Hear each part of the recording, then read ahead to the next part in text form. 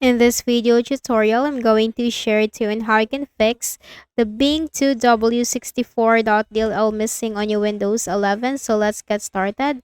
Open a browser and simply search for the error or for the DLL missing file and type download.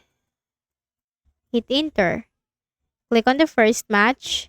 Scroll down and you'll find for the architecture of your Windows. So go to the Windows search bar, type system info. Click on it. Check for your system type and click on the download button corresponding to your system type. Once downloaded, click on the folder icon.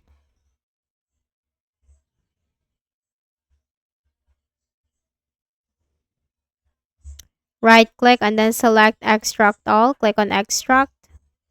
Copy the DLL file. Right click and then select copy. Go to this PC on the left pane. Double click on the Windows C drive. Scroll down to the Windows folder. Double click on it. Scroll down to the System32 folder. So here, if you're a 64-bit system type of Windows, go to System32. And if you're a 32-bit, go to SYSWOW64.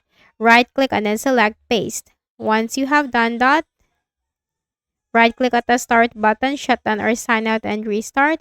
Then click on the Start button and go to Settings. From the list of options on the left pane, click on Windows Update and simply click the button right here. Updating your Windows comes with the necessary files that we need for our machine, so simply update your Windows. So that's it, and I hope this video helped you. Kindly please do not forget to hit the like button and subscribe to this YouTube channel. Thank you for watching the video.